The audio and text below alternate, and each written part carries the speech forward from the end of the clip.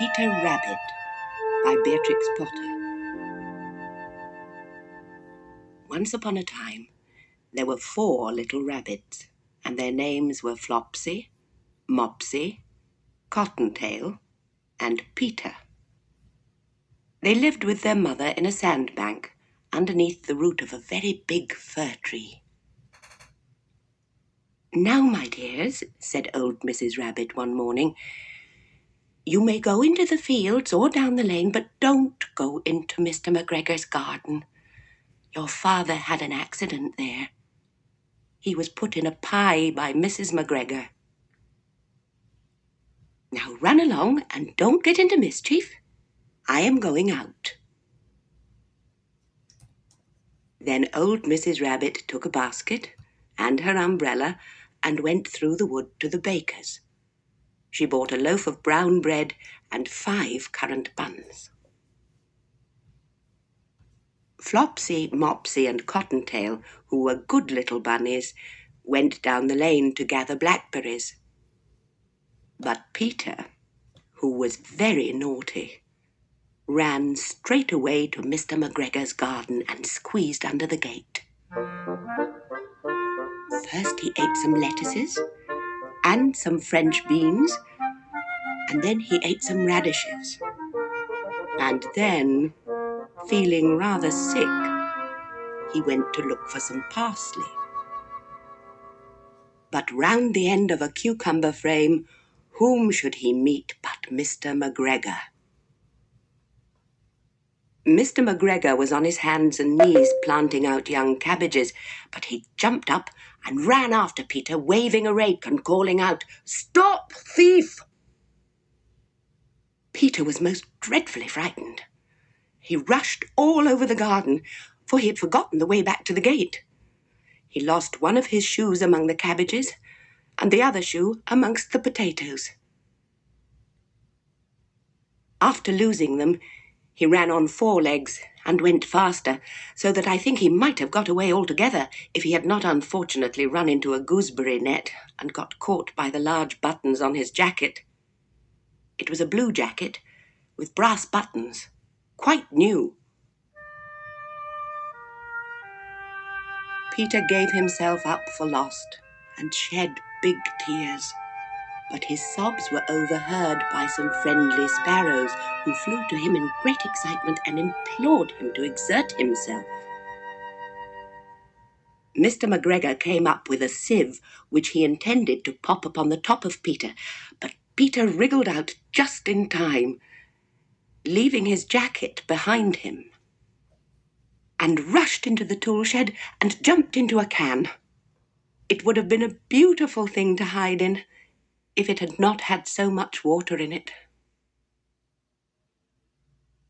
Mr. McGregor was quite sure that Peter was somewhere in the tool shed, perhaps hidden underneath a flower pot.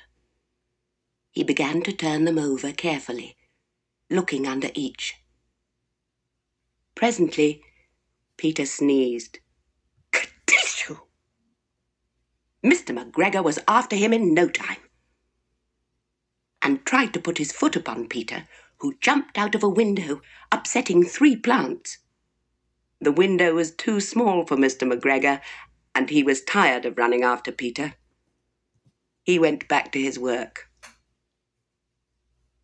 Peter sat down to rest. He was out of breath and trembling with fright, and he had not the least idea which way to go. Also, he was very damp with sitting in that can. After a time, he began to wander about, going lippity-lippity, not very fast, and looking all round. He found a door in a wall, but it was locked, and there was no room for a fat little rabbit to squeeze underneath. An old mouse was running in and out over the stone doorstep, carrying peas and beans to her family in the wood. Peter asked her the way to the gate, but she had such a large pea in her mouth that she could not answer. She only shook her head at him. Peter began to cry.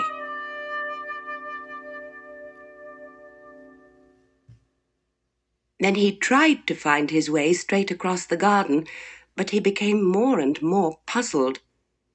Presently he came to a pond where Mr. McGregor filled his water cans. A white cat was staring at some goldfish.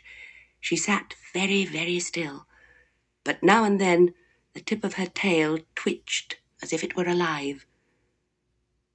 Peter thought it best to go away without speaking to her. He had heard about cats from his cousin, little Benjamin Bunny. He went back towards the tool shed, but suddenly, quite close to him, he heard the noise of a hoe. Scritch, scratch, scratch, scritch. Peter scuttered underneath the bushes. But presently, as nothing happened, he came out and climbed upon a wheelbarrow and peeped over. The first thing he saw was Mr. McGregor hoeing onions. His back was turned towards Peter, and beyond him was the gate. Peter got down very quietly off the wheelbarrow and started running as fast as he could go, along a straight walk behind some blackcurrant bushes.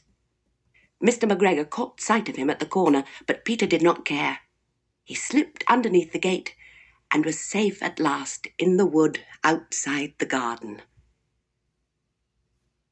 Mr. McGregor hung up the little jacket and the shoes for a scarecrow to frighten the blackbirds. Peter never stopped running or looked behind him till he got home to the big fir tree. He was so tired that he flopped down upon the nice soft sand on the floor of the rabbit hole and shut his eyes. His mother was busy cooking. She wondered what he had done with his clothes. It was the second little jacket and pair of shoes that Peter had lost in a fortnight. I am sorry to say that Peter was not very well during the evening. His mother put him to bed and made some chamomile tea, and she gave a dose of it to Peter. 1 tablespoonful to be taken at bedtime.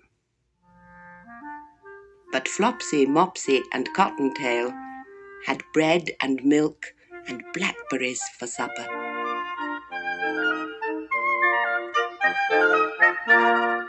The end.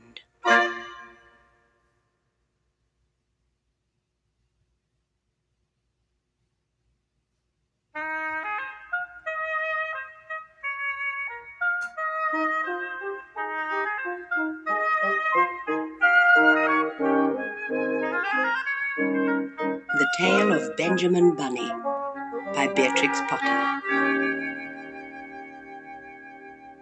One morning, a little rabbit sat on a bank. He pricked his ears and listened to the trit-trot of a pony. A gig was coming along the road. It was driven by Mr. McGregor, and beside him sat Mrs. McGregor in her best bonnet.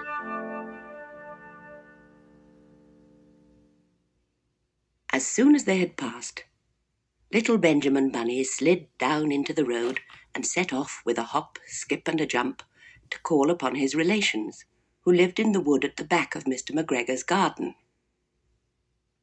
That wood was full of rabbit holes, and in the neatest, sandiest hole of all lived Benjamin's aunt and his cousins, Flopsy, Mopsy, Cottontail, and Peter. Old Mrs. Rabbit was a widow. She earned her living by knitting rabbit wool mittens and muffetees. I once bought a pair at a bazaar. She also sold herbs and rosemary tea and rabbit tobacco, which is what we call lavender. Little Benjamin did not very much want to see his aunt. He came round the back of the fir tree and nearly tumbled upon the top of his cousin Peter. Peter was sitting by himself. He looked poorly and was dressed in a red cotton pocket handkerchief. "Peter," said little Benjamin in a whisper, "who has got your clothes?" Peter replied, "The scarecrow in Mr. McGregor's garden," and described how he had been chased about the garden and had dropped his shoes and coat.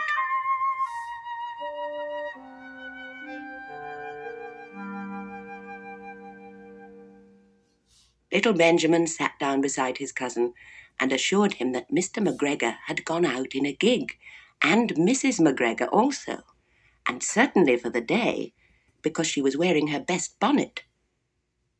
Peter said he hoped that it would rain. At this point, old Mrs. Rabbit's voice was heard inside the rabbit hole calling, "Cottontail? Cottontail? Fetch some more chamomile."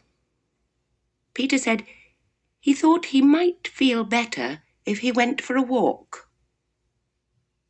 They went away hand in hand and got upon the flat top of the wall at the bottom of the wood. From here they looked down into Mr. McGregor's garden. Peter's coat and shoes were plainly to be seen upon the scarecrow, topped with an old tam-o'-shanter of Mr. McGregor's. Little Benjamin said, "It spoils people's clothes to squeeze under a gate. The proper way to get in is to climb down a pear tree." Peter fell down head first, but it was of no consequence, as the bed below was newly raked and quite soft. It had been sown with lettuces. They left a great many odd little footmarks all over the bed, especially little Benjamin, who was wearing clogs. Little Benjamin said that the first thing to be done was to get back Peter's clothes in order that they might be able to use the pocket handkerchief. They took them off the scarecrow. There had been rain during the night. There was water in the shoes, and the coat was somewhat shrunk. Benjamin tried on the tam-o'-shanter, but it was too big for him. Then he suggested that they should fill the pocket handkerchief with onions as a little present for his aunt. Peter did not seem to be enjoying himself. He kept hearing noises. Benjamin, on the contrary, was perfectly at home and ate a lettuce leaf. He said that he was in the habit of coming to the garden with his father to get lettuces for their Sunday dinner. The name of little Benjamin's papa was old Mr. Benjamin Bunny. The lettuces certainly were very fine. Peter did not eat anything. He said he should like to go home. Presently he dropped half the onions. Little Benjamin said that it was not possible to get back up the pear tree with a load of vegetables. He led the way boldly towards the other end of the garden. They went along a little walk on planks under a sunny red brick wall. The mice sat on their doorsteps cracking cherry stones. They winked at Peter Rabbit and little Benjamin Bunny. Presently, Peter let the pocket handkerchief go again. They got amongst flower pots and frames and tubs. Peter heard noises worse than ever. His eyes were as big as lollipops. He was a step or two in front of his cousin when he suddenly stopped. This is what those little rabbits saw round that corner.